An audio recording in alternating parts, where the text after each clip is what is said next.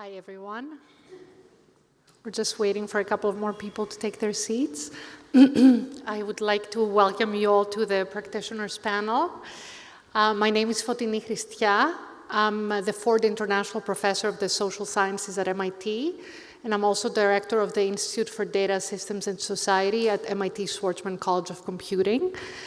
I'm delighted to be moderating this practitioners panel discussing the Lyceum's project white paper on AI ethics with Aristotle, written by Professor Josiah Ober of Stanford's Human-Centered Artificial Intelligence and Professor John Tasciulas of Oxford's Institute for Ethics in AI. Our panel has 4 illustrious AI practitioners from different contexts. I have the honor of introducing them, and I'll do so in a second. They will be engaging in a lively discussion of the white paper and what it means from a practitioner's perspective to integrate Aristotelian values in the development and use of artificial intelligence. John has made it clear that he wants it to be very lively, so we'll try to do our best. As Professors Ober and Tasciulas make clear in the paper, the Aristotelian perspective would suggest that AI interventions should be motivated by objectives that align with human and societal values, and that in turn should be designed to promote human well-being on a collective level that goes beyond just market efficiencies and profit. Such AI interventions would need to involve ethical decision-making that is informed by do-no-harm principles all along the AI development pipeline. As such, there is a clear focus on fairness, on explainability in the development of these tools, and there is also an emphasis on AI systems designed in the service of society, such as for healthcare, education, the environment, etc. Moving from development of AI to responsible use, and we'll discuss that as well, Aristotelian values would emphasize the critical decision-making that directly involves humans, what would be required for these interventions to be safe, transparent, and accountable, and the benefit, and what we need to be doing for the benefits to be distributed equally across society. I think the whole issue of equity in access of AI is one of the most pressing issues. In addition, there is also a requirement for close oversight and evaluation of such AI interventions as they get implemented. The 4 panelists will be touching on some of these issues based on their experience and expertise in making, using, or regulating AI. I will introduce them as they're seated next to me. So I will start off with my MIT colleague, Professor Konstantinos Daskalakis. He's the Avanessians Professor of Computer Science at the Department of Electrical Engineering and Computer Science at MIT, and he's also a faculty affiliate at the biggest lab at MIT, which is the Computer Science and Artificial Intelligence Lab. He's also the co-founder and chief scientist of Archimedes AI Research Center here in Greece, and he's serving on a committee that advises the Greek government on all things AI. So he's without a doubt the most famous person in this room. This is definitely his constituency. So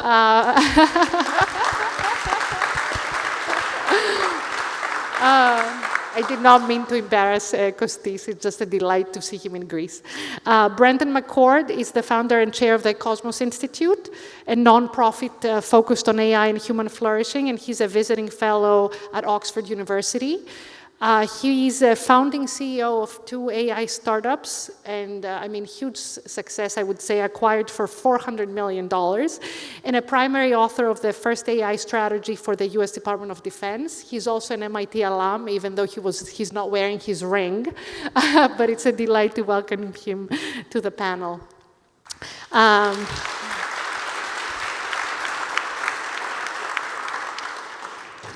Next is Professor Yuval Shany. He holds the Lauterbach Chair in Public International Law and he's the former Dean of the Faculty of Law at Hebrew University. From 2013 to 2020, he served on the UN Human Rights Committee, which he also chaired from 2018 to 2019. He's currently a visiting fellow at the Institute for Ethics in AI at Oxford, and it's a delight to have you here. Thank you so much.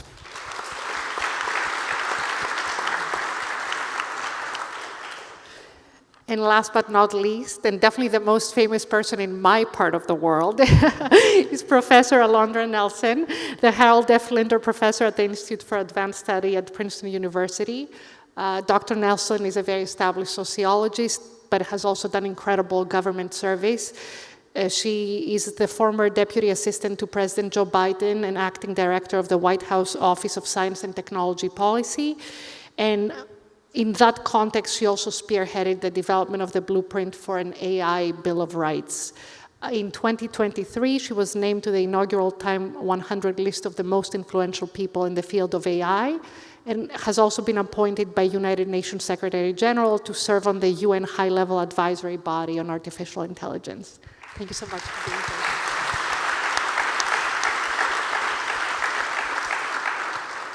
here. This will definitely be a discussion, but I did want to give a few minutes to each of the participants to situate themselves in this broader context. And we are going to kind of go in the order they're seated, and we're going to get started with Costis. Thanks, everyone. Good afternoon, everybody. Thanks a lot for the invitation to this wonderful event on this important topic. I have some slides prepared. Oh. Okay, I see. Good. Okay. So, probably among the most technical people on the panel. So I'm going to be talking at a lower substrate from perhaps the rest of the panelists, but I wanted to anchor a bit our discussion on the current state of AI.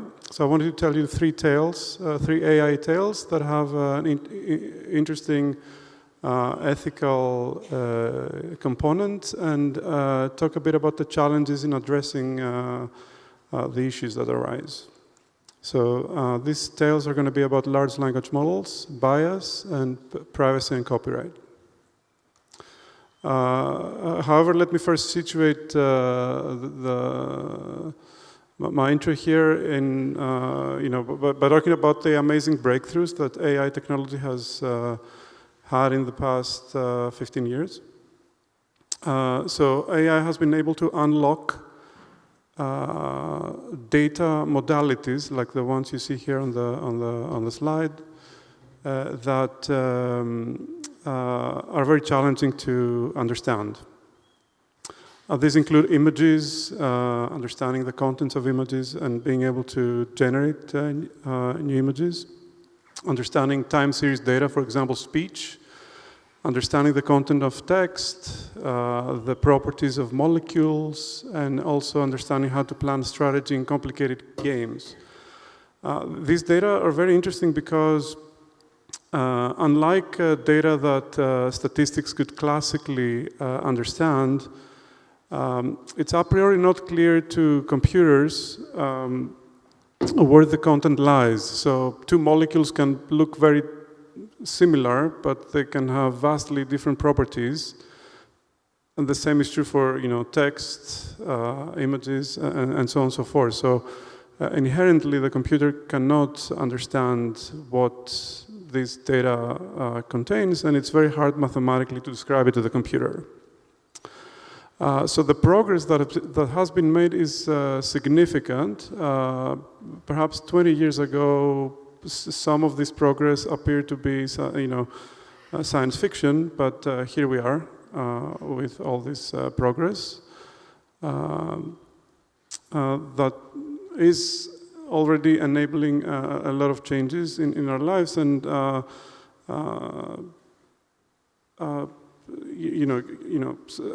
we have to give shape to the applications that will arise.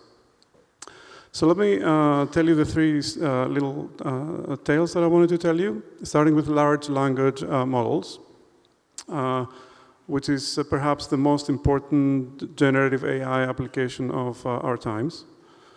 So what are large language models? So the real goal that large language models are trying to solve is to extract the content from a piece of text. This is something that humans can do very well, but it's very hard to explain to the computer how to do it. It's very hard to define it mathematically. It's very hard to evaluate if a given system is able to do this well. And for this very reason, it's also very hard to train a model to approach that target. And for this reason, what scientists do is, rather than solving this goal that they really care about, they solve a proxy goal. So here's a proxy goal for the real goal. A proxy goal is to train an AI model that does a very simple thing. Given a sentence, given a bunch of words, predict the word that comes after. Now, this proxy goal is somewhat interesting, not too interesting, somewhat interesting. But the upside is that it's actually very easy to create a training set, a training data set to train a model to solve this thing, right? Because you can download a bunch of text from the internet, break it up into sentences, hide the last word in every sentence, and train the model to to become good at predicting the word that is following a sequence of words. So that's easy to do. So why is this proxy goal interesting? Well, because if you're able to predict the word that follows a sequence of text, perhaps maybe somewhere, at least in your internal logic, you kind of understand the content of the given text the text that you're given. So somehow internally, you must understand a little bit the content. And also, you acquire some world knowledge, right? So to be able to predict, with confidence the word that follows a sequence of words, you have to understand the world a little bit. To give an example, here's I hope you can see that, okay. Here's an application of a language model in 2 different sentences. So in Texas, they like to blank, and in New York, they like to buy blank, okay? So two similar sentences, but I replaced Texas and New York. So the model is probabilistic. It's going to have several proposals for what could be missing. And here's the distribution of words, right? So you see, as you move along the x-axis, you increase the likelihood that New Yorkers buy that thing. As you move on the vertical axis, you increase the likelihood that Texans buy this thing. And you see that, in fact, this is not even GPT-4. It's like a very primitive model called BERT from several years ago, already has acquired enough world knowledge to be pretty good in this task, okay? Okay, so this is all good. GPT or Gemini or other models like that is what you get if you train giant models on all of the internet, okay? Now, here's the thing. If you have a model that predicts the next word, you can actually use it by querying it repeatedly to generate a whole text. For example, you can give it a question, and word by word, you can generate the answer to the question. And this is a very surprising emergent property of these models, that this actually works surprisingly well. It works to the level that you can actually converse with this thing, learn interesting things from it, give it a bunch of tasks, ask it to help you write code, and so on and so forth. But it's also not surprising, given the discrepancy between the proxy goal and the real goal that you had, that these models are also quite limited. So there are many failure modes. They make up things. They are not very good at reasoning. And they output offensive, illegal, and other undesirable contents. And for this reason, companies try to add an extra stage in their training that is called alignment. But this is patchwork. It doesn't work super well. Okay, so we have models that are, let's say, 90% correct in 90% of the times. But this is the type of models we're dealing with. And somehow it is inherent in the current way they are trained that they're at that level. So when we're thinking about their usage and their ethical usage, we should be thinking it under this framework. I think my view is this should be complementary to humans, but not replacing humans. That they're not at that level yet, although perhaps changing with several scientific steps, perhaps we will arrive at better models. This was the first tale. It was a little long. Let me give some shorter tales, one on bias and one on privacy. Gen AI and bias, okay? So here's an image of some person. Perhaps you recognize that person. And what I want to do is I want to improve the resolution of that image. Why do I want to do that? Well, because, for example, I got a cell phone picture and the resolution is bad. I took it at night and I want to improve it. Or I got a picture of the night sky and the resolution is low, I want to improve it. Or I have a patient in an MRI machine and I don't want them to stay there for a whole hour. I want to get a few measurements and improve the resolution. And in fact, I can use Gen AI to increase the resolution, but it doesn't work very well. Okay, so here's what it does. And the reason for that is that the Gen AI model is trained on data from the internet. And guess what? Data from the internet contains a lot of white people. So the model is biased towards white people, so it's not able to understand that this is an image of the most photographed president in history. So data bias persisting in models is deeply problematic, and ProPublica several years ago raised the alarm, looking at the biases incorporated in the COMPAS algorithm used in pretrial detention decisions. Now you can try to, if you know the axis in which of your bias, you can try to remove it. Okay, so and here I'm showing you several attempts at this is the original image of Obama. This is a low-res image, and then you have different attempts by different models. The last one is ours, so obviously it's the best. So you can try to remove the bias, okay? If you know what type of bias you're dealing with. But doing this at scale is very difficult, right? And I'm sure you all might have seen this image is generated by Gemini a few months ago. So they overcorrected the bias, okay? So when you ask them, for example, ask Gemini, give me some images of, the founders of the United States, you got the images on the right-hand side, okay? So this was, they overcorrected for that bias. So these are not easy things to resolve, even if you know where the bias lies. Last story. Privacy and copyright. So AI systems are trained on private and copyrighted data. And unfortunately, they memorize that data they're trained on. These are humongous models that have so many parameters that they can be good at what they're asked to do, but also memorize all the training set. And that is problematic. Here's an experiment we ran. We took an image from the internet.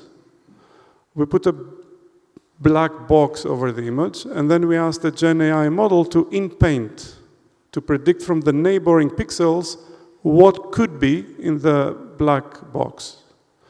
And here's what we got back. Obviously, this image, that shows that this image was used in training this model, and also that it memorized it. And that's problematic because maybe that person was not supposed to go to that dinner and was not supposed to be next to that lady that's on the right-hand side of the image. And that persists. We found a ton of examples for stable diffusion. Okay, so these are some examples. The same pattern. Okay, so we hide something from the image, and somehow magically the model is able to predict exactly what was there, proving that actually it memorized that data point.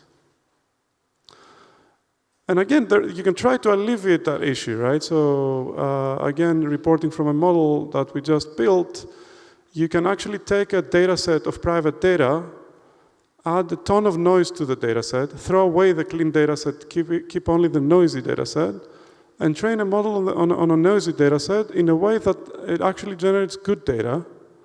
Mathematically speaking, you actually can do this. You can train a model on very noisy images and train it in a way that it generates clean images. What's the upside of that? Well, you can protect privacy and copyright by doing so. What is the downside of that? Well, exactly this, that you can actually train a model on private and copyrighted data, but you can, it's going to be hard for people to detect that you actually did that. Okay, so you see the issues that we're contemplating here, right? So there was this issue of privacy and copyright. It was an important issue. We found a way to resolve it, but exactly our resolution gave rise to different issues. This is the three tales, and then thank you very much.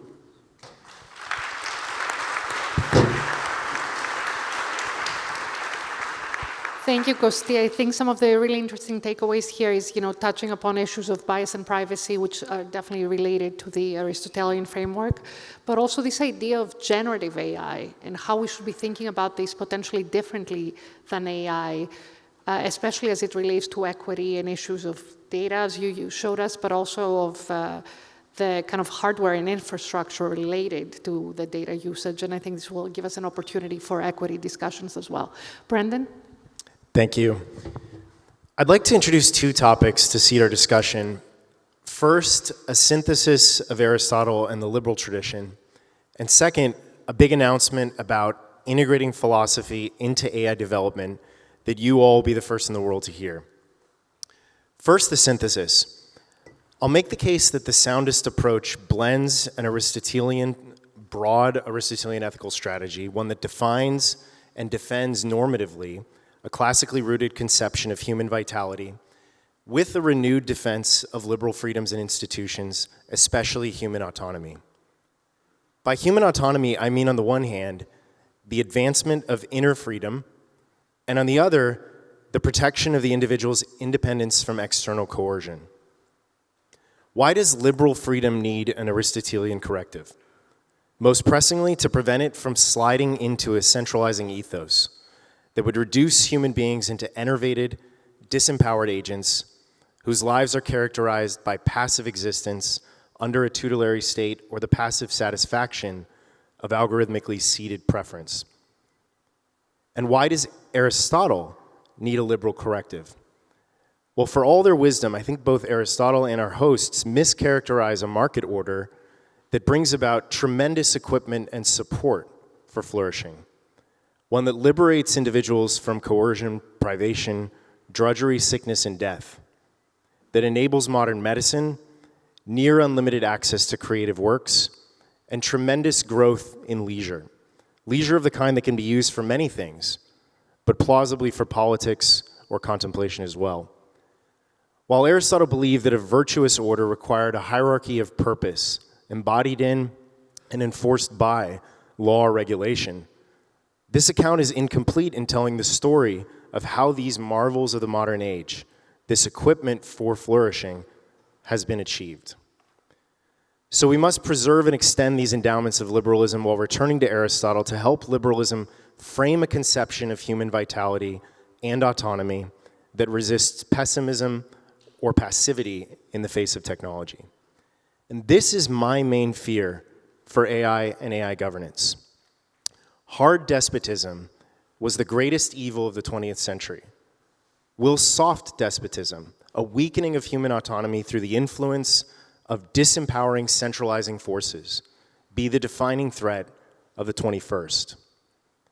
Professors Ober and Tassiolis call AI an intelligent tool, and I think Aristotle would agree.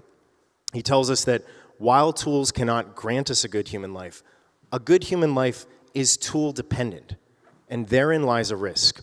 Let me explain. The ethics distinguishes goods into two categories.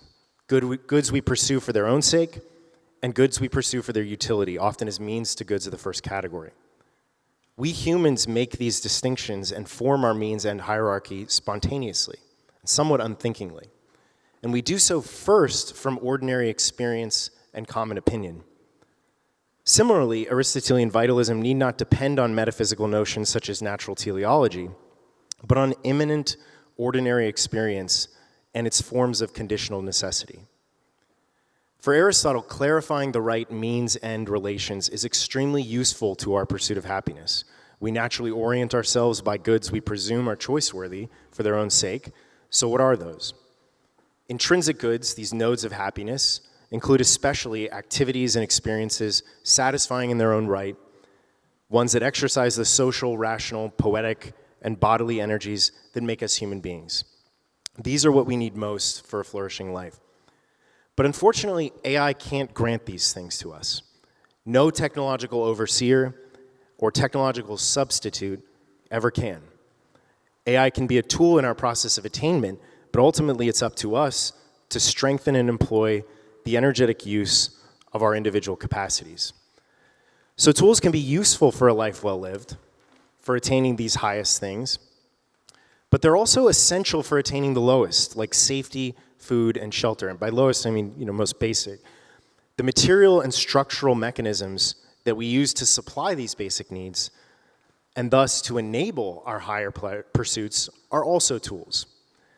Aristotle thus concedes that a good human life is both aided by tools and dependent on tools. And this tool dependence carries certain intrinsic risks and vulnerabilities. For a variety of reasons, both Aristotle and Plato were wary of extreme tech optimism. See Aristotle's critique of Hippodamus in the Politics, for example.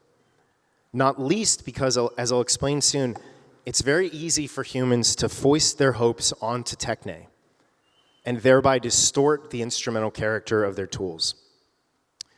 But to say that tools are instruments is not to say that their value is neutral and user-dependent. Far from it. Again, tools create dependence. Dependence creates vulnerability. As Plato shows us in Phaedrus, even the use of writing entails inevitable trade-offs, like a weakened memory or superficial understanding. The automated toilet flusher is another, insofar as it removes the tiniest act of virtue. This is part of why both Plato and Aristotle thought that innovation should be balanced with tradition, especially those traditions that cities or civilizations organically develop to manage the trade-offs with means and relations that tech dependence entails. In seeing the value of tradition, Plato and Aristotle see incipiently the importance of things like the spontaneous order, orders like the market, that emerge in cities and are not simply the result of legislative planning or central control. Now, liberalism, unlike ancient thought, begins its life as a pro-science, pro-tech political philosophy, absent certain protections that might have satisfied Plato and Aristotle. Enlightened optimism, and especially its commitment to the abstract ideas of the rule of law and equal natural rights, wherein individuals can freely express what Adam Smith called a natural propensity to truck, barter, and exchange, led to astonishing progress in science and technology. Radical generation dispersal and use of knowledge in society, and unprecedented benefits for the nourishment and support of the human good. To flatten markets to mere wealth maximizers, preference satisfiers, or outlets for unnecessary acquisition misses these effects entirely. But in our current moment, when tech and tech governance threatens to undermine human autonomy and centralize power, liberalism does need something like the corrective the ancients supplied, especially their sense of seeing the value of technological tools as having their primary justification as equipment for flourishing. And in the case of AI, preserving this distinction between the ends of human flourishing and the instrumental character of tech is more fraught than ever. Not only do we live with heightened forms of tech utopianism, see transhumanism or accelerationism, but even those who worry about its risks imbue technology with its own agency or will. And those who insist on the tool-like character of technology, though they're right about its instrumentality, often take this to imply its neutrality, which ignores the extent to which tech is intrinsically multivalent for the user. In the case of AI, we've fashioned a set of tools in our image, tools that talk, think, create like us, even in some cases much better than us.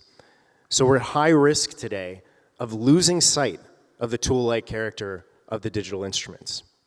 Indeed, there are many today who already believe that intelligent machines have conscious minds, can suffer pain, have personalities, and deserve rights and protections. The more we lose sight of the tool-like character of our tools, the more we are likely to drift further into a passive form of technological dependence, which poses great risks, not least the drift into patterns of centralized control and soft despotism. So defending and understanding the uniqueness and dignity of the human person, the characteristic excellences that define thick and intrinsic notions of human autonomy, and ensuring our tools remain equipment for flourishing, thus becomes a most urgent necessity of the AI era. I'm going to just close with an announcement. It's an exciting one. Please don't tweet about it because it's not public yet.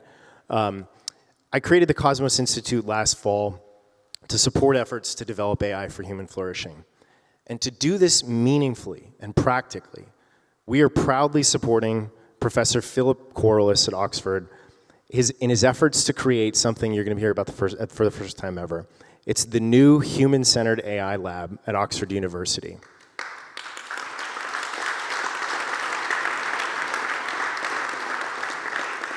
This lab, which will sit within the broader Institute for Ethics and AI at Oxford and open this fall, will become a powerful new tool, as it were, for integrating philosophy with technology at the deepest of levels, for bringing philosophers and AI builders together, for producing not only insight, but also new kinds of open source software, all in service of human flourishing.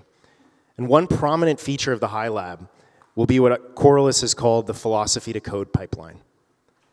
Whereas there's long been a philosophy to law pipeline, especially in periods like the 18th century, and of high importance at present, we now need a philosophy to code pipeline as well.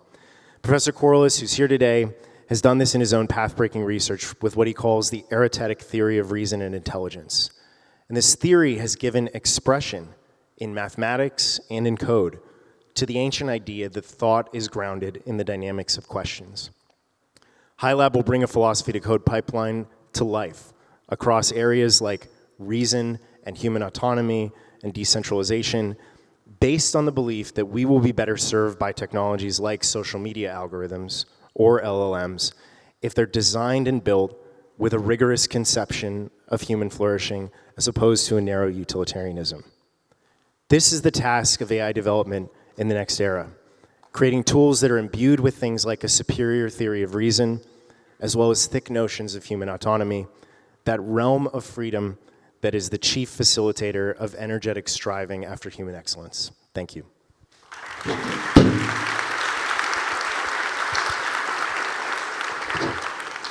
Thank you, Brendan. This was also very much engaged in dialogue with the white paper, in the sense that the white paper gives us this optimism between technological innovation and ethics, and how we shouldn't be seeing these two in competition.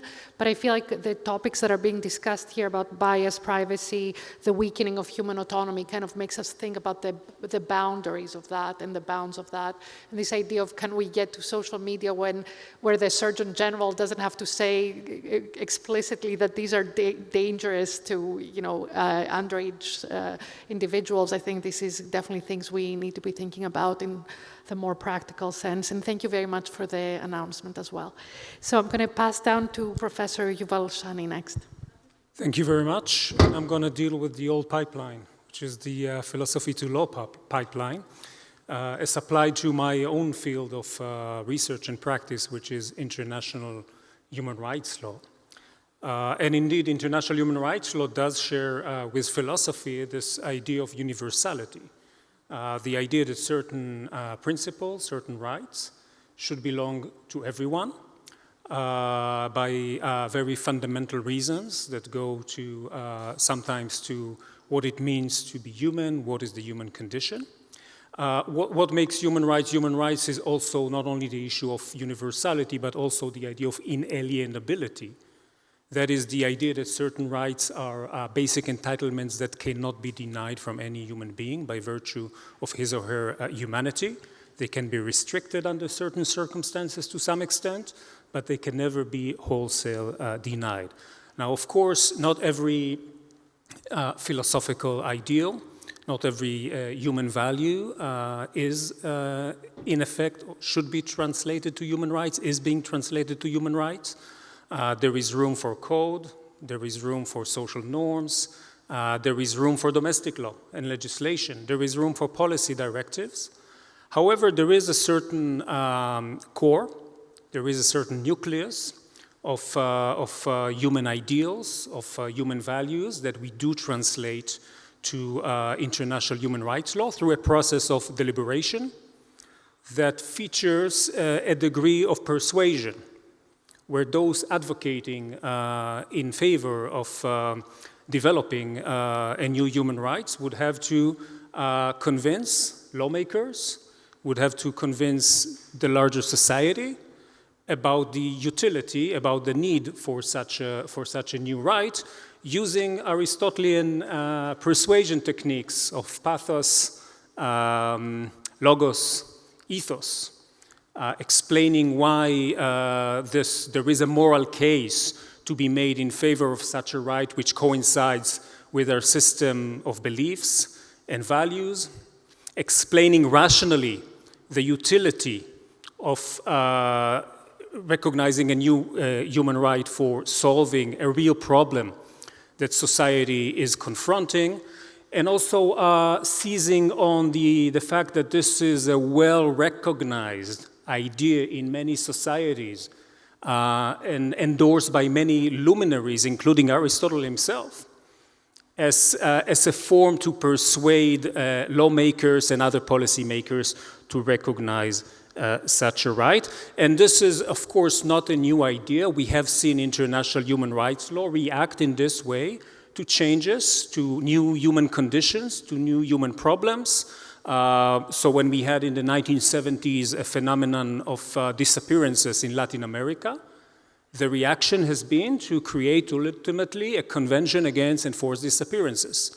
When our social awareness has grown to the limits that our society effectively imposes on persons with disabilities through social conventions, through social institutions, through actually the architecture that we are using, we have developed a new framework to deal with accommodation for persons with disability, and we did introduce a convention for the rights of persons with disability, and we have seen the same actually also play out with digital technology more generally. There is talk about a right to access the internet as a new human right, which should be recognized. In Europe, there has been a recognition of a right to be forgotten in acknowledgement of the potentially oppressive implication of having our digital footprints accompany us for all of our lives. And arguably, and the paper that John and Josiah have put forward makes a case that we should be thinking about following the same track, perhaps, with regard to AI technology, which, as we have heard, is a highly disruptive technology. It's a technology which does affect, in many ways, basic human needs and interests. And I would say that these effects are not bugs in AI systems, they are features of AI systems. They are about replacing human beings with machines with regard to certain functions. They are about replacing what is to us a more accessible form of human reasoning with a more opaque form of human reasoning that is not accessible, by the way, not only to us non-technological people, but sometimes even to the engineers that program the algorithms. The outcomes of the machines are quite surprising and at some level unexplainable.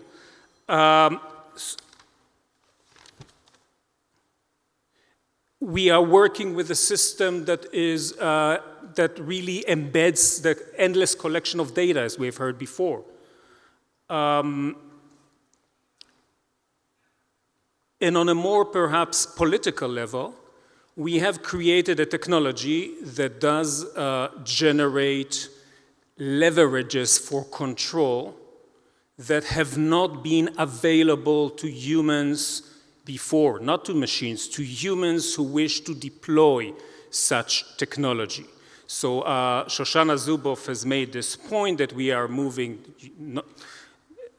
we don't have to agree with the entire analysis, but I think there is a strong point about the progression of what she calls surveillance capitalism from mere collection of behavioral data to behavioral activation through sets of expectations of reward and sanction for different forms of conduct and utilization of different sets of nudges.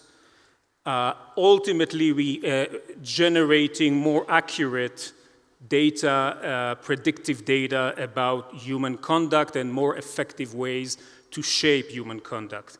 And this is, of course, a very serious concern, which is something that human rights law has traditionally been very focused on, and that is huge power imbalances that create potentials for abuse.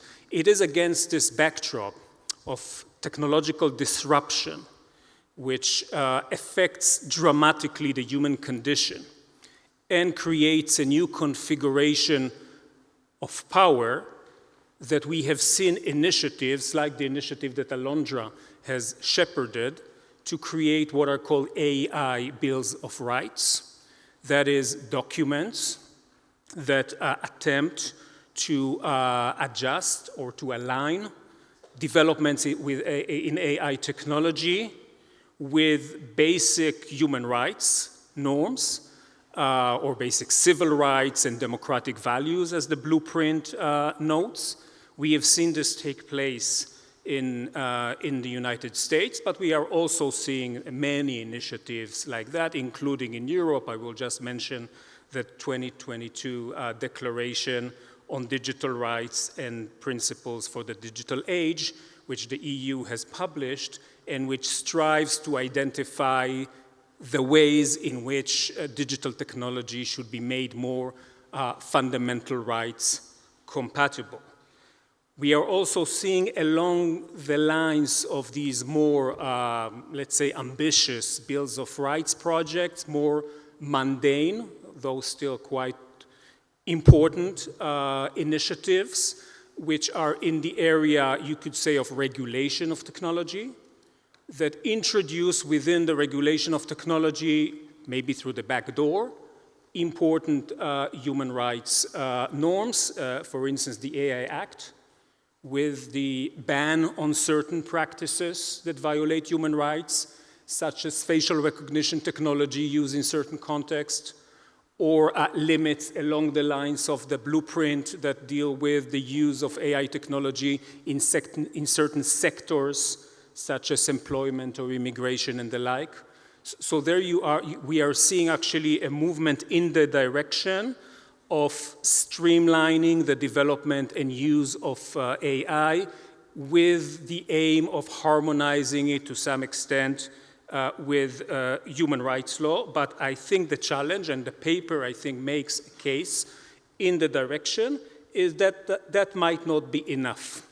It might not be enough just to identify and reiterate principles and to identify and reiterate existing rights. There may be some room for also developing new AI human rights, that is, human rights which are particularly tailored to the specific challenges brought about by AI technology. And within international human rights law, this has actually been a very common practice. You start with very broad human rights. Historically, you started with two covenants in 1966 at the universal level, the European Convention from 1950 at the regional level, and then you started actually drilling down and developing more specific rights, a convention against torture, a convention on the rights of the child, etc., etc. And the same dynamic could be also suitable here. The paper makes a case in favor of one important right, and we may have a chance maybe to discuss this in the Q&A. I am applying a non-algorithmic prediction here because you sent us a couple of questions in advance. And that is the right to not to be subject to automated decisions. The right, or the blueprint talks about an opt-out capacity. That is, that individuals who would have, in certain circumstances, the opportunity to opt out of decisions rendered by algorithms. But one can think, and the time is short for a comprehensive list, but there could be other areas in which you can see such a development taking place, such as with regard to algorithmic transparency, with regard to algorithmic fairness, with regard to algorithmic manipulation, and maybe even with regard to a more broader notion of human-to-human interaction as something that we would like to preserve as a matter of right in certain specific contexts. Arguably, these developments would coincide with the values that the paper talks about. Empathy, solidarity, dignity. And a discourse about these rights is compatible with the idea that we need is compatible with the questions posed in the paper about what does it mean to be human in the age of AI? What does it mean to be sociable? What does it mean to reason in an age of AI? What does it mean to communicate? How do you preserve democracy in the age of AI? Just wrapping up 2 points. One is the paper makes, I think, a very important point, which is also important for my project in international human rights law. AI is not necessarily just a risk factor. It's also a very important tool for realizing human rights. The right to health, of course, is very obvious candidate for a right that could be significantly enhanced. The right to health in international human rights law is the right to the highest the highest available level of health. This is what we should be aspiring, and in fact, one could make the argument that in order to attain the highest level of health, we must employ AI technology in order to meet our legal obligations. So it's a bit more, and even with regard to the right to participate in public affairs, which is, you could say, a right to democracy at some level. Here, the use of AI could be, in some respects, actually, even if not mandatory, a very good practice.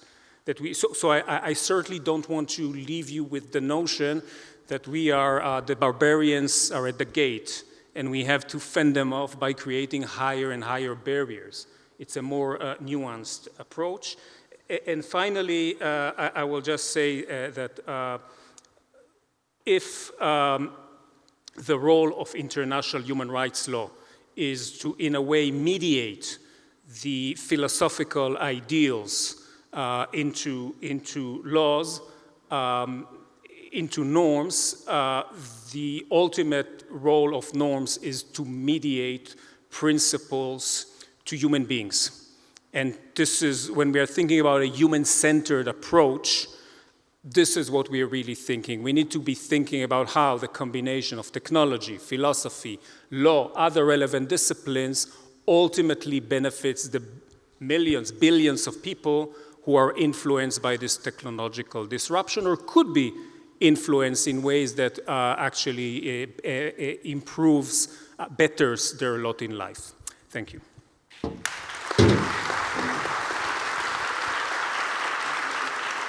Thank you very much. We entered kind of the regulatory space with obviously these remarks. And I think it's fascinating how we're seeing, how far the Aristotelian framework takes us in terms of norms and values that exist and all this additional regulatory work that needs to be done and as it's realized in the context of human rights. I think it's really interesting to think about, though, who sees them actually as universal. I mean, a lot of these covenants that you've talked about there are many non-signatories still. There are many people who challenge even more fundamental human rights. So this idea that we will regulate doesn't necessarily mean that people will sign on and powerful actors or that we will have the capacity to enforce them. This doesn't mean that we should not regulate. It suggests, I think, kind of the struggle, which I think is very real in the human rights space of pushing forward and getting people on board. And I appreciated these remarks very much. Final speaker. Or they will sign on and then not do it, right? So I think we should, lots to talk about. So good afternoon, everyone. Delighted to be here. I want to begin by congratulating Professors Ober and Tassiolis on the launch of the Lyceum project. That brings us all here today. I'm delighted to be here. And I also have tremendous admiration for the project of bringing this important conversation about the AI present and future to a broader audience. I was delighted earlier this morning to receive the white paper on the Eventbrite as like an addition, and I just thought like what an incredible innovation for the kind of public deliberation, both the paper itself and the distribution and a vehicle that people will get it. So I am going to assume that all of you have it, even if you've not read it, and some of what I will say today make some references to that. So a lot of our conversation thus far has been about philosophical principles. I will say, as Professor Christia's introduction of me suggested, that I am a sociologist, and so a political social scientist like her, and come to the conversation with, I think, different priors, and then I have very recently been a policymaker, and so I also come to the conversation with a bias towards action and wanting us to sort of move forward with these things, which is to say, I think quite a lot about power and organizations and institutions, and my brief remarks will, I think, cover some of those. So I wanted to engage in a conversation about the white paper, some of the issues that have already been raised by raising three themes for our larger discussion that I very much look forward to. One around sort of enduring principles, values, and the like that we've discussed, one around rights, and a third longer one that I'll end with on power, which I think is the space where the white paper still, I think, leaves us wanting in a framework for thinking about that. So first on sort of the foundational principles for life. I mean, we have these from Aristotle and others, and I just wanted to add to that conversation that in this moment, in this particular historical social moment, that these are not just necessary ethical principles for us, but also quite strategically necessary for the social dynamism that we're living in, a lot of which is spurred by technology. And so on the one hand, yes, ethical values, that should be a North Star for how we live, but we also need new strategies for living when we live in a world that's accelerated by not only AI, but what some are calling the polycrisis, right? This sort of conjunction of crises and climate and economic instability. Also, as a person who works in the space of science and technology policy, that AI for us is, I think, an early case study for societies about how to think about new and emerging technologies that will be quickly emerging. So we might think about the intersection of AI and quantum science or quantum information science. We're already living in a world where genomics is moving out of the space of medicine, and we're thinking about bioweapons and bioengineering, out of the space in which kind of chemical engineering is moving into biomanufacturing. And so we have all of these fast-moving dynamics. We might also think about what's happening in outer space. I mean, we are sending up fairly constantly, satellites and other things into outer space. And so, the societal question for us is, in what do we anchor, and what is our true north when we're dealing with so much kind of dynamism? And I think every moment thinks that their moment is more of a whirlwind and more dynamic than others before, but certainly we have a lot of dynamism. So I commend the white paper, I think, in reminding us to anchor in those values, but I would also suggest that it's not just an ethical imperative, but it's imperative for how we live in a society that's increasing dynamism in a lot of different ways. And the question then remains, how and where do we anchor? And they make a proposition, Professors Ober and Tassiolis. How do we orient ourselves as individuals, as communities, as organizations in the face of radical change? Second, on the issue of rights, which has lots of intersections with Yuval's really helpful comments, has been mentioned in October of 2022, after almost a year of process at the White House, we released something called the Blueprint for the AI Bill of Rights. A month before ChatGPT was introduced to the world, we should say. And it was a distillation of a lot of work that's been done. I mean, you've all mentioned earlier work streams from 2022, from 2019, I think he mentioned. Lots of organizations, countries, nation states, civil society actors have been thinking about what are the principles and values that we need for AI in this moment. The Blueprint for an AI Bill of Rights was, and a tip of a hat to Professor Christia's work, a sociotechnical document that was not only about the principles, but at 75 pages long, also offered practical things that one might do. How do you do risk assessment if you want to help ensure that AI tools and systems are safe and effective, which is one of the principles of the AI Bill of Rights. What kind of auditing regimes, what kind of red teaming regimes do you need? Do you need, to Brendan's point, open source software, a whole kind of culture of that helps us to know and to increase explainability, transparency, and these sorts of things. The AI Bill of Rights also included data privacy, something that's been accomplished in a lot of places already, including the EU, a prohibition against algorithmic discrimination in jobs, in healthcare, in housing, and the like. And then notably, to know when AI is being used and to have a human fallback or opt-out, as you've all mentioned, which sort of consolidated is really the sort of right in the paper and the white paper about whether or not there should be a new right, and it combines those two. So I wanted to say a couple of things about rights discourse. I mean, one, in the US context is that so the Bill of Rights is a kind of very much a U.S. A kind of formation. It comes out of a kind of attempt to do a course correction around the U.S. Constitution that says, gosh, we have this Constitution. Have we ensured that we have individual freedoms, personal freedoms and rights, personal autonomy, as Brendan suggested? And have we ensured that we have put a check on a powerful government, right? As a country born in part out of reaction to, to sort of kings and queens and dynasties, have we ensured that we have put a check on government so we're not creating another kind of soft or hard despotism, to use Brendan's words? And so it has that particular kind of U.S. character, and then it's gone on to meet, the Bill of Rights has Ralph Nader, a big consumer advocate in the United States, created a consumer Bill of Rights.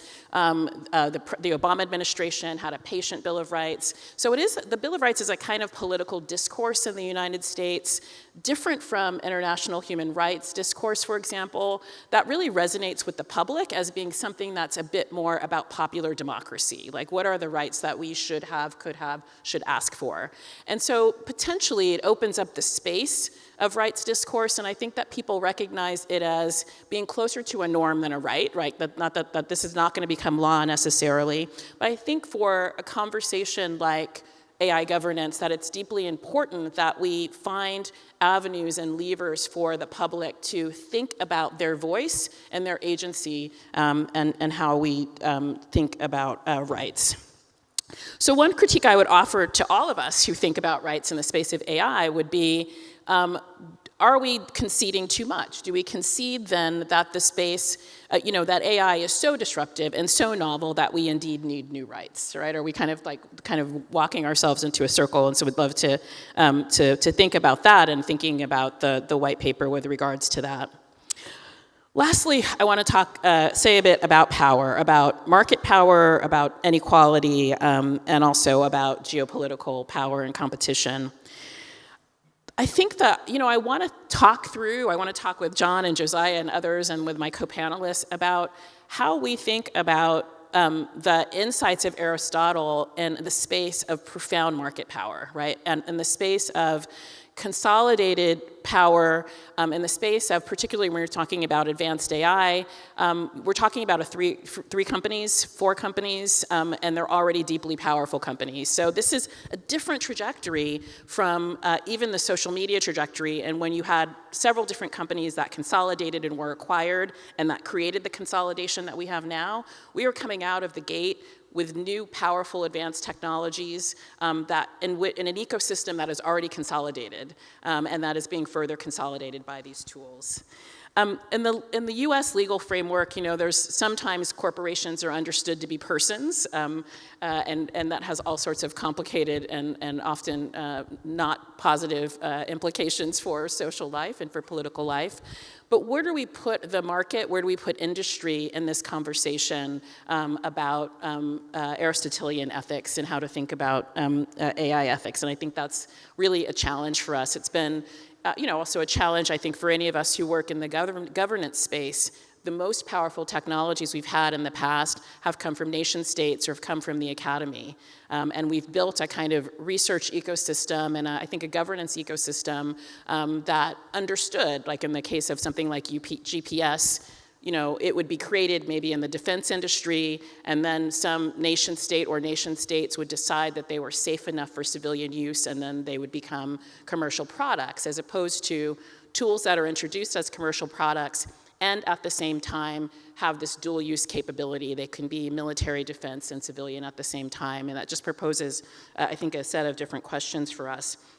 I'm going to jump to the third, my sort of sub-B of power, which is around the geopolitics of it, which I think is distinctive. And, I wanted to, as a non-philosopher here, I still was reminded of the contribution that Aristotle makes to thinking about just war, and wanted to think about, AI as a quote-unquote general use, quote-unquote dual-use technology, advanced AI, and what we want to say about the ethics of just war, and how to think about just war, and which is in Aristotle is in part about preventing enslavement, and what is, how to think about that in this moment. So let me end with inequality. I think John and Josiah do a very good job in the white paper of really critiquing Aristotle on, the kind of the critiquing the sort of idea of the natural slave, and talking through, how this is analogized to AI tools and systems. But, I think we want to be reminded that unfortunately in this moment, there are people who are still enslaved, both kind of formally, I think, and informally in the AI supply chain. If we think about all of the critical minerals mining that has to take place, if we think about the creative labor and IP that's being expropriated, if we think about people in Kenya and Southeast Asia and the like who create the data cleaning, the data training, that becomes AI, and that looks seamless when it comes to us as computer products. So I wanted to think about power as inequality, a lack of power as inequality, and how we can account for thriving and for flourishing, as Brendan imagined, and Professor Christia queued this up as well. How do we do that for all, and how does an Aristotelian framework help us do that? I think it may not help us do that, actually, and that's worth thinking about. So I'll close with that. Thank you.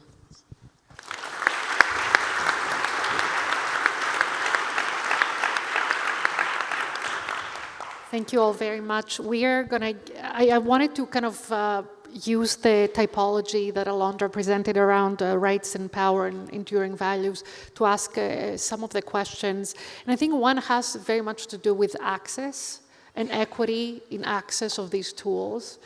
And this idea of, who produces them on the one hand, and to what, and that's kind of a reality in the Western context and the US and kind of the global North, but also the idea of, having powers like China, where you have the state in full control rather than the four actors, you have a one actor. So this idea of how do we go about thinking about equity, access to these tools, and to what degree this framework enables us, how far do we go, and what other tools do we need that would get us to more equitable access? I don't know if we want to, who would be the first taker of this?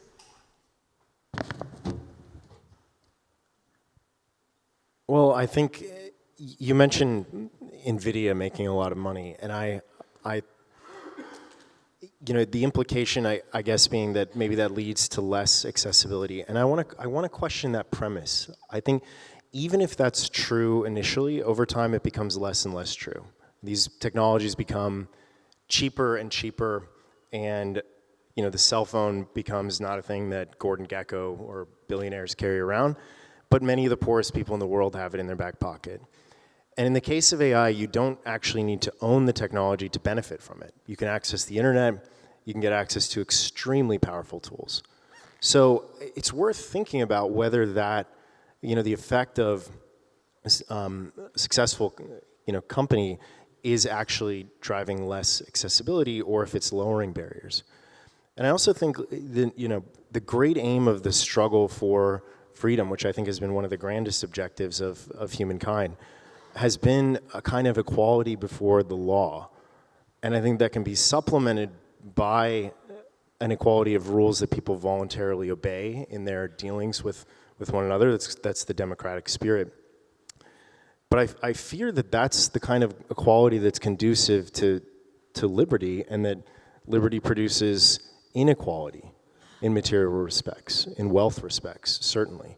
I mean, that's the million, experiments in living connection, is that in fact does happen.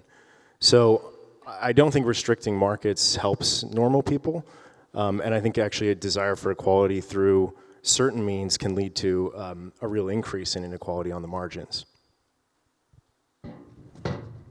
I think this is really fascinating. I think what's interesting about NVIDIA, and I would love of others, is this loop where you have NVIDIA benefiting from the fact that there's all this open source work that has been done by developers, and it's capitalizing on an open source concept to make some people trillionaires. But I mean, I hear you when you say, how do we go about this? But this idea of potentially regulating the space, obviously we all are here, believe in market dynamics, but I think appreciating that who doesn't have access to, the people who have access to these chips determine what gets developed. And that's a lot of power in that process before it gets more democratized. I would love to hear from others. I don't own any NVIDIA stock. We should probably all disclose, nor do I. So the current state of play is that there was a lot of progress coming out of universities, and we're at a stage of development of the technology that basically allows well-funded companies to push the technology to the limit and get better models. But this is perhaps a transient phenomenon.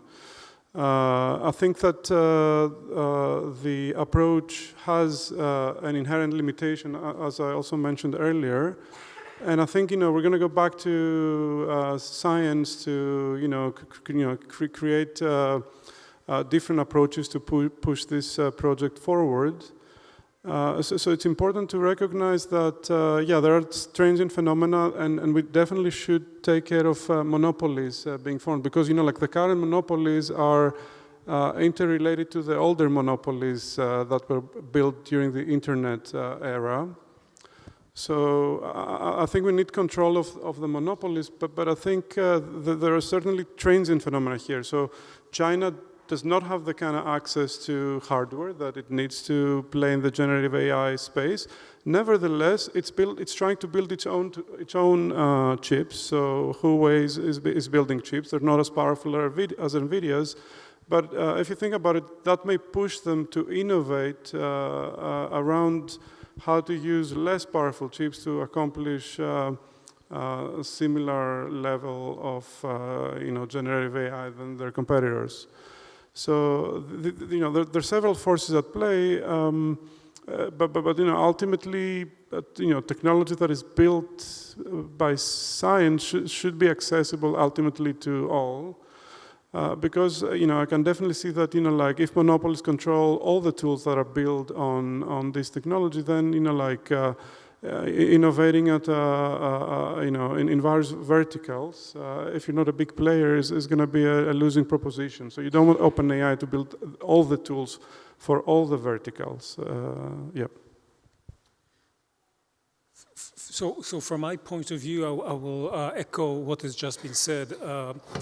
We do have a couple of pathologies which I think are quite distressing, and we need to, I think, take note of them. One is the idea of monopolies and the complete failure of competition law and antitrust law to have an impact in real time in this field.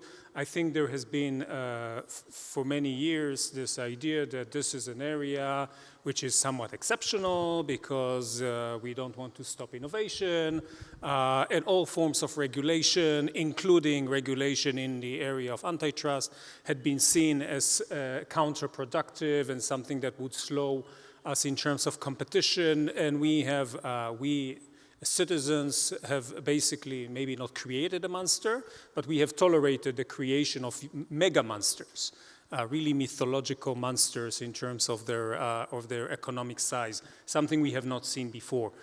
And this is, I think, a very serious problem. I mean, the EU is trying to roll back some of this with the Digital Markets Act, and has been doing that in some other, in applying its own competition law. Although so far, I must say, since these companies are so strong and economically powerful, these actions have not been making a very deep dents in their economic models, but maybe this is something that is going to change.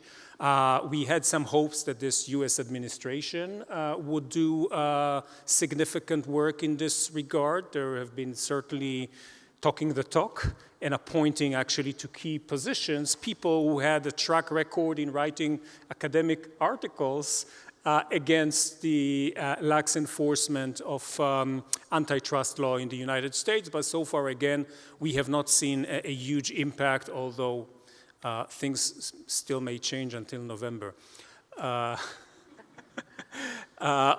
The other pathology is with regard to this, when we are talking about universality of human rights, and of course the point you made about China is very important. It's universality in ambition, it's not universality in acceptance, and certainly not universality in application. So we are working with a model that is, at best, could be described as a flawed model. That is somewhat utopian in its nature, but still, I mean, aspirations and utopias are actually quite important. So we have to work in this regard, but the whole idea that these companies are not even part of the mainstream discourse in human rights law, because human rights law has been developed with the despots, the kings in mind, and not with the robber barons in mind, and this is of course something which we are very much in need of upgrading. We have within human rights law this business and human rights trajectory, which does some work, but very, very limited in terms of actually curtailing the large company. Again, the EU is trying with the due diligence directive to push a little bit in this direction. Some of the treaties I didn't mention in my speech, the very recent Council of Europe AI Convention, which is trying to press harder governments to regulate companies, but all of these are in a way, they are shadows of the real thing. The real thing is direct legal obligations. And we are very far politically from imposing these direct legal obligations on companies. Yeah, I mean, we're far because they offer advantage. I mean, from a U.S. perspective, you know, there's a technological asymmetry, you know, and we like it that way, right? I mean, you know, just to be, and so that is a profound challenge for governance. You know, one of the things my takeaways from the white paper was, you know, they used the phrase of a richer conception of ethics, and one that can begin to think about markets, that can begin to think about wealth accumulation. And so, you know, I think following Yuval's point, I'm left thinking, you know, we don't want citizenship or participation in a political or democratic community to be consumption and consumerism, but it does make one think, like, what is the role of the individual consumer to boycott or to strike or to not purchase or to not use a tool? I mean, what are the other tools that may be Aristotelian or not, that I think that allow us to have agency, have autonomy, have freedom in a space in which the market is and industry is a significant player, if not the determinative one? So, moving from kind of the equity consideration to going back to this universality of the framework, I think we all agree that the idea of being able to integrate rights and the kind of the state and the market, all of that through an Aristotelian framework would be the ideal and kind of the aspirational. But we live in an ecosystem where a lot of players are operating in different ways. So how do we think of AI in that ecosystem? The fact that we do have the US, Europe, China, for example, as three big players that are conceptualizing this in very different ways. And how has the ecosystem, how is it changing given generative AI? I think it's really interesting, for example, and kind of going off on one of Costis' points on China, it seems like to us the fact that China is now constrained on hardware is a way for us to feel like we are kind of ahead of the game. But for how much longer? And how do we think about this more geopolitically? So this idea of power and the broader ecosystem. And I think it also speaks to some of the other ideas about, potentials of war and the use of such tools in war. So on the question of universality and of these different ways of seeing the future, it's often invoked that there's sort of a Western view or a non-Western view or a global South view. And, I caution against that just based on it can be very reductive to speak of the West as a coherent monolithic bloc or the East or the global South. You take Athens versus Jerusalem, and these are both, could easily be said Western ideas, but if we're here talking about a biblical framework for AI, it's going to look wildly different. And I think, a lot of the institutions we have in the West have thrived not just in the West, maybe they arose there, they thrive not just in the West, but clearly we would have to say that things like property rights and rule of law exist in South Korea and Japan, have existed for a time in Hong Kong, and things like that. So there's a lot of mix there, but, does Aristotle, are his ideas meant to be universal? I think the answer is clearly yes. They're meant to be a perspective for all time and place. And this is because, in part, they're based on human nature. They're based on human powers and faculties and capacities that are defined principally by our organic being and secondarily by our relation to law or convention or culture. And I'll just say that I think it's useful for us to aspire to such a thing, to a universality, because very often in today's world, people hold the view that the standard in question is the ideal adopted by the particular culture. And all cultures have ideals, cannibal cultures as well as civilized ones. And if a principle is sufficiently justified by the fact that it's adopted by the culture, then there's no way to treat an ethical difference. It's cannibalism is as defensible or sound as that as civilized life. So finding a standard that is outside of the ideal of the culture, being able to take a critical distance is incredibly important. I think Aristotle's aspiration offers us a lens with which to do that. Yes, so I agree with everything that just had been said. I would say that this is not a new problem. I mean, again, looking at my own little garden, not so little, international human rights law. So you look at the Universal Declaration from 1948, which aspires to be universal and has been effectively accepted by everyone. But even when the declaration was signed, there was no consensus on the ethical underpinning of the declaration. So there is a famous quote by a French philosopher, Jacques Maritain, who was part of the drafting committees, and he said, we could agree on these 30 provisions, but we could never agree on why did we agree on these 30 provisions. And maybe once you move from, ethics is very important because it sets a course. But if we are thinking about, and this is the practice panel, if we're thinking about creating a practical framework to improve the lives of people, then you have to go through policy, technology, law, in ways that you could get a lot of countries to sign on for a variety of reasons. It could be because there is this Brussels effect and no one wants to be left out from the EU market. It could be because there is a trade-off. I mean, we would allow you access to resources. You would agree to basically restrict your operations in ways which are verifiable. And it could be some other exogenous consideration. But probably, I mean, the hope that we would have universal consensus on ideals is not likely to be realized in the foreseeable future unless we develop an algorithm that is able to manipulate everyone in a very effective way. That's probably already happening. I would disagree a little bit with Aristotle being a universal. I mean, I think it is still okay to say the profound insights of Aristotle come out of a certain place in time and a certain kind of society, and they're still good and useful for the present, right? I don't think we have to say that that moment was universal for all of society for all time, that we can kind of hold those two things together.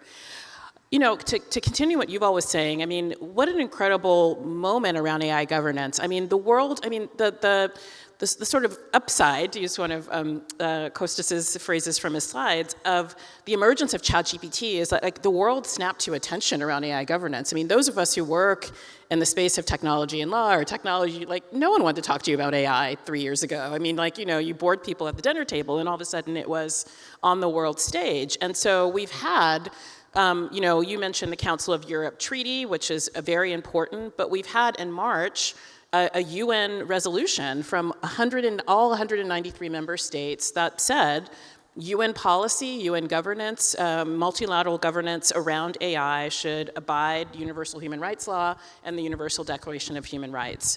So, in addition, you know, so that's an extraordinary moment because the UN agrees on nothing these days, and so to have China and Russia and the United States and 190 member states agree was extraordinary. But, you know, I'm also, you know, I sit on this UN AI advisory body that the Secretary General convened, and it's clear that there's still a lot of, and rightly so, you know, nation states are trying to figure out, exactly to your point, what does it mean to say that we abide the Universal Declaration of Human Rights around AI, and that's going to look very different. And so that's exactly that sort of tension, Yuval, that you're laying out between the principles and how they are manifest in practice. And moreover, I think a lot of our conversations in this body, that's about 40 people, are about, you know, does my country, nation have sovereignty? Do we have sovereignty over our data? Will we have sovereignty over our AI models, even as we are looking at the true north of you know, the Universal Declaration of Human Rights, for example, as one of the guiding kind of guardrails for the work? So, yeah, I agree with everything that's been said. Let me add that Aristotelian ethics offers a great framework to think about the ethical use of AI. At the same time, I think it's going to be very hard to implement these principles in practice for the very reason that it's going to be very hard to argue whether an AI tool is actually contributing to human flourishing. There's going to be different opinions. Even if we accept the principles, there's going to be different opinions about whether, you know, something is useful or it helps people flourish. It is, you know, like replacing people, removing their agency. But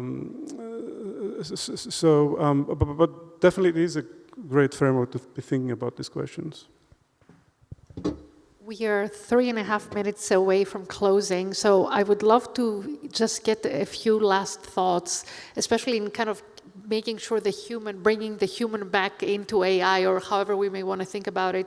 And is this idea of human right to a human decision a way to do it? Are there different ways to do it? Just some concluding thoughts from everyone, and we can start with Laura.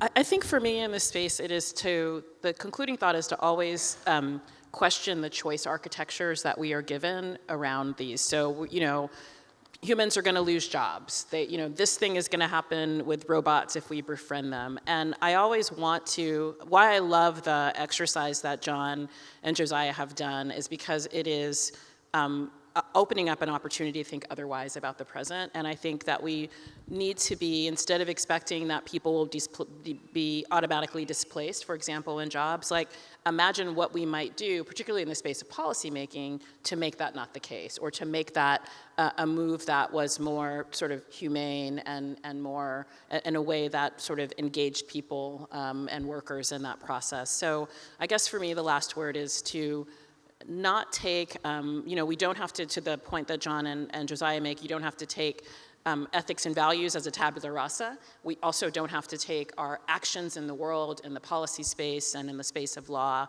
from the PR of companies, and that we can sort of think otherwise about what these might look like. Yeah, so for me the takeaway is that I think part of the disruptive effect of AI technology is also on our respective fields of philosophy, law, policy. It really confronts us with some very existential questions about what does it mean to be human in ways which were before we didn't need, the need to ask these questions really did not arise because we didn't have any other decision-making process than a human decision-making process. We didn't have any forms of interaction with intelligent beings other than with human beings. And here we find ourselves actually latching on to some very basic ideals, such as human dignity, which is developed in the paper, and human virtues, and try to find the actual vocabulary to how do you actually translate that into a right, a human right, and how do you actually render it more concrete? And here I think it's still a very much work in progress because we would have to find modalities that make sense on a practical level and also meet the expectations ultimately of democratic constituencies who would have to deliberate and to vote and accept these sort of standards as legal rights or as policy principles which they would follow from here forward. On the human right to a human decision, it makes me wonder whether there are rights that are human rights that are only noticeable or statable given AI. The right to a human decision could be one. Or it could be derivative of something that's noticeable without it, and I don't know which it is. But for example, having the right to a decision made about you for reasons. Maybe humans are the only thing that can do that. A statistical classification algorithm that's choosing you for a job, saying you statistically resemble a good candidate, versus a decision grounded in features that you actually have using reason. You could debate whether that right to a human decision exists in its own right, so to speak, or whether it's a side effect of saying you have a right to decision for reasons. And the reason I raise this as kind of a concluding remark, I guess, is that I think Aristotle helps us escape the parochialism of time and place. And I'm aware of no proof that says that human reason can't discover truths that are universal and don't change with new circumstances and new technologies. Right? It's very aspirational to think about this, but this is the essence of philosophy in so many ways. And so I'll leave it there. So a few thoughts. So on the question of the right to human decision, I think it's going to be very hard to implement. But I think what's important to understand is I think I will be happy with a situation where at least its responsibility for the decision made can be claimed by somebody. So the world that I want to be in is a situation where, there's vaguely use of algorithms, and algorithms have, a chain of creators that contribute pieces of it. Like OpenAI, offers a horizontal model that is then, fine-tuned in a vertical application by someone else, ultimately, leading to a decision made about me, and nobody in the chain of command actually claiming responsibility for that. So thought number two, at the risk of opening a can of worms, but maybe for the break, is I never saw a dichotomy between humans and AI, and more generally tools.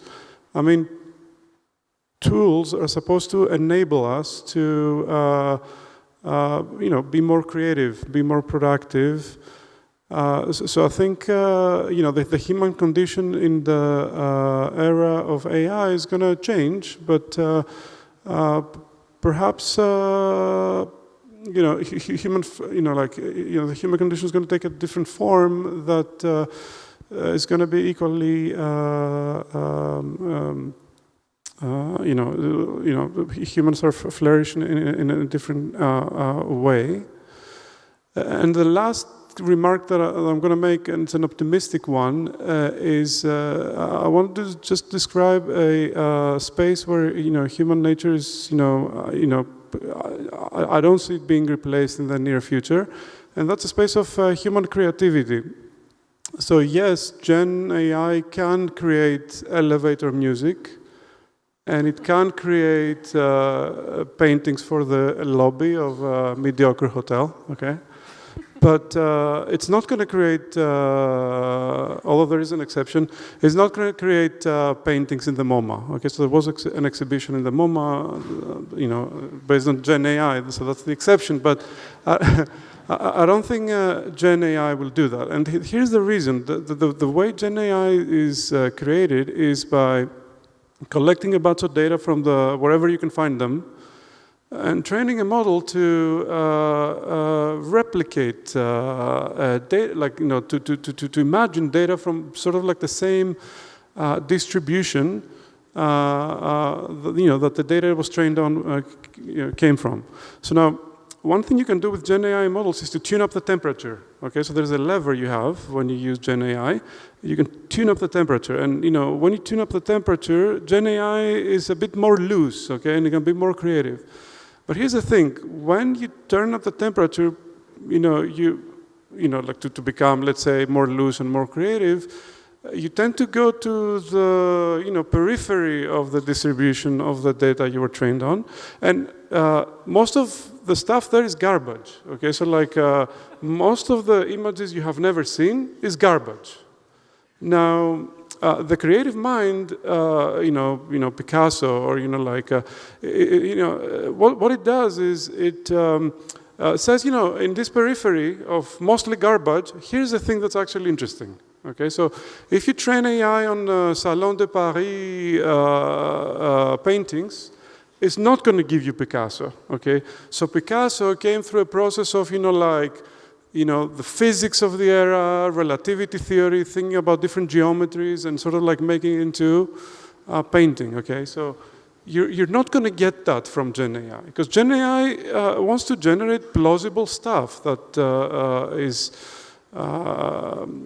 consistent with the data it was trained on. So we still have the advantage there, okay?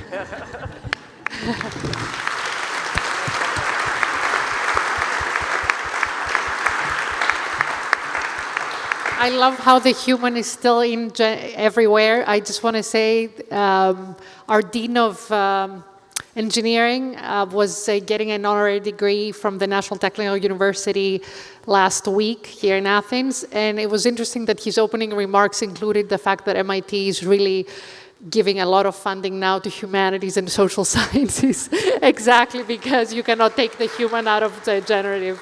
So thanks everyone so much for being here. Thank you.